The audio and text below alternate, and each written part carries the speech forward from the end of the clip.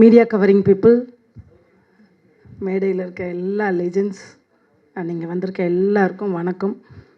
ரொம்ப சந்தோஷமாகவும் பெருமையாகவும் இருக்குது. ரொம்ப எப்படி சொல்கிறது, இவங்களோடலாம் நான் ஸ்டேஜில் ஷேர் பண்ணுவேனான்னு நான் நினச்சதே இல்லை. So thank you sir, thank you so much. எல்லாம் பெரிய பெரிய லெஜெண்ட்ஸ் ஸ்டேஜில் இருக்காங்க. அவங்க முன்னாடி பேசுகிறதுக்கு ஒரு பக்கம் பயமாகவும் இருக்குது, பெருமையாகவும் இருக்குது. Okay, Gomathi ma'am, thank you so much. ஏன்னா இப்போ இண்டஸ்ட்ரி எப்படி இருக்குன்னா, முதல்லலாம் பார்த்தீங்கன்னா தெலுங்கு, தமிழ், கன்னடா, மலையாளம், ஹிந்தி எல்லாருமே இங்கே தான் ஒர்க் பண்ணிகிட்டு இருந்தாங்க. இங்கேருந்து தான் எல்லா டெக்னீஷியன்ஸும் போயிட்டு இருந்தாங்க. பட் இப்போ எல்லா ஸ்டேட்டுமே அவங்கவுங்க அங்கங்கே டெக்னீஷியன்ஸ் ஆகிட்டு இங்கே இருக்கிற டெக்னீஷியன்ஸ்க்கு வேலைவாய்ப்பு ரொம்ப கம்மியாக இருக்குது. ஸோ அதனால தான் இந்த டிவியெல்லாம் நிறைய அதில் கொஞ்சம் அப்படி இப்படி ஏதோ வேலை செஞ்சுட்டு அப்படி இப்படி போயிட்டுருக்காங்க. ஸோ தேங்க்யூ மேம், சீரியஸ்லி உங்களை மாதிரி நிறைய ப்ரொடியூசர்ஸ் வரணும், நிறைய பேருக்கு வேலை தரணும். தேங்க்யூ.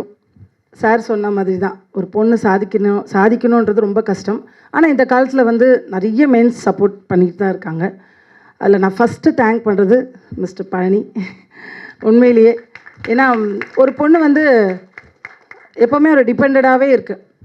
கல்யாணம் ஆனதுக்கப்புறம் ஹஸ்பண்ட் சப்போர்ட் இல்லைன்னா கண்டிப்பாக ஒரு பொண்ணால் சாதிக்கவே முடியாது. நீ போதும், வேலை செஞ்சது போதும், வீட்டில் உட்காருமா அப்படின்னு சொல்லிட்டா முடிச்சு போச்சு.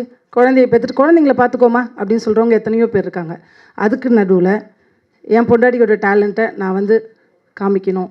அவள் பயங்கர டேலண்டடாக இருக்கா. ஸோ அதை நான் என்கரேஜ் பண்ணணும்னு சொல்லிட்டு முதல்ல ராதிகாவுக்கு என்கரேஜ் பண்ண Palani sir, thank you, thank you so much. And குட்டி தீபக் பற்றி சொல்லணுன்னா எப்படி சொல்கிறது, அவன் பிறந்ததுலேருந்து நான் பார்த்துட்ருக்கேன். நான் நினச்சே பார்க்கல சீரியஸாக. அவன் குட்டியில் இருக்கும்போதே நிறைய பார்த்திங்கன்னா அந்த கீபோர்டு வாசிச்சிட்டே இருப்பான். அப்போ நான் நினைப்பேன், ஏன்னா எப்போ பாரு கீபோர்டும் கைமாவே இருக்கானே அப்படின்னு நினைப்பேன். பட் அவனுக்குள்ளே இவ்வளோ பெரிய டேலண்ட் இருக்குதுன்னு பார்க்குறச்சே எனக்கு ரொம்ப பெருமையாகவும் சந்தோஷமாக இருக்குது. ஏன்னா இன்னொரு தாயாக நான் பார்க்குறேன் சீரியஸாக. ஸோ அதனால் எனக்கு ரொம்ப ரொம்ப ரொம்ப ரொம்ப சந்தோஷமாக இருக்குது. காட் பிளஸ் யூ கண்ணா, சாங்ஸ்லாம் சூப்பராக இருக்குது. கண்டிப்பாக நீ இதை விட பெரிய பெரிய ஹைட்ஸ் போகணுன்னு சொல்லி நான் ப்ளஸ் பண்ணுறேன். ராதிகா பற்றி சொல்லணுன்னா, நானும் ராதிகா எனக்கு தெரிஞ்சு 13 வயசுலேருந்து நாங்கள் ஒன்றா வளர்ந்துட்டுருக்கோம். ஒரு தாய் வயிற்றில் பிறக்கலையே தவிர நாங்கள் ஒரு தாய் வயிற்றில் பிறந்த அக்கா தங்கச்சி மாதிரி தான் இப்போ வரைக்கும் வளர்ந்துட்டுருக்கோம். So she is very very very talented. என் கூட வளர்ந்தா எனக்கு தங்கச்சி அப்படின்றதுக்காக நான் சொல்லலை. நாங்கள் நிறைய டான்ஸ்லேயே போட்டி போட்டிருக்கோம், நிறைய வாட்டி, பொறாமப்பட்டதில்லை, அவ்வளோ போட்டி. இது இந்த தொழில் வெறியர்கள் அப்படின்னு சொல்லுவாங்கள்ல, அதில் இவ்வளோ ஒருத்தி. ஏன்னா டான்ஸராக இருக்கும்போதே அப்படி ஒரு எனர்ஜி இருக்கும். அதாவது போதண்டி அப்படின்னு சொன்னால் கூட நிறுத்த மாட்டான், அந்தளவுக்கு ஒரு எனர்ஜி. பேக் டான்ஸராக இருந்து அசிஸ்டண்ட் ஆகி டான்ஸ் மாஸ்டர் ஆகி இப்போ டைரக்டர் ஆகியிருக்கா. உண்மையிலேயே ரொம்ப எமோஷ்னலாக இருக்குது சீரியஸாக. இந்த மொமெண்ட் ரொம்ப சந்தோஷமாக இருக்குது, பெருமையாக இருக்குது. Rathi, congrats seriously. உண்மையிலே சார் சொன்ன மாதிரி இங்கே வந்திருக்க எல்லாருமே அவளோட லவ்க்காக தான் வந்திருக்கோம்.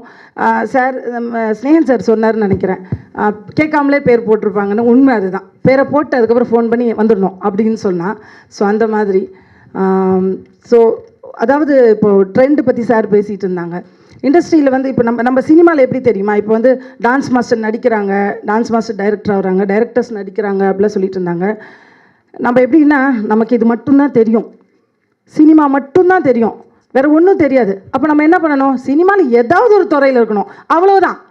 ஸோ ஒன்று நான் டான்ஸராக இருக்கேன், இல்லை டான்ஸ் மாஸ்டர் இருக்கேன், நடிக்கிறேன், டைரக்ஷன் பண்ணுறேன், ஏதோ ஒன்று, மொத்தத்தில் நான் சினிமாக்குள்ளே இருக்கணுன்றது தான் நம்மளோட கோல். ஸோ அதனால் ஒவ்வொன்றா போயிட்டுருக்குன்னு நான் நினைக்கிறேன்.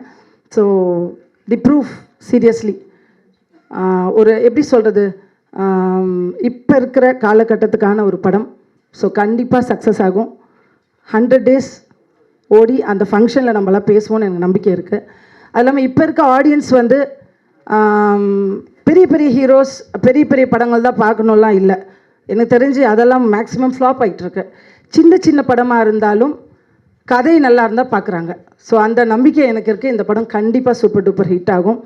அதுக்கப்புறம் தன்ஷிகாவோட முதல் படத்துலேயே எனக்கு ரொம்ப பிடிச்சது. உண்மையிலேயே பார்க்குறச்சே நான் ரொம்ப நல்லா நடிச்சிருக்காங்களே அப்படின்னு நினச்சேன். நான் அவங்க கொஞ்சம் லேட் அப்படி அதாவது ரொம்ப நல்ல நடிகை, என்னடா இன்னும் வரலையே அப்படின்னு நினச்சிட்டு இருந்தேன். இது உங்களுக்கு ரொம்ப பெரிய சக்ஸஸ்ஃபுல்லான படமாக இருக்கும் நான் நம்புகிறேன்.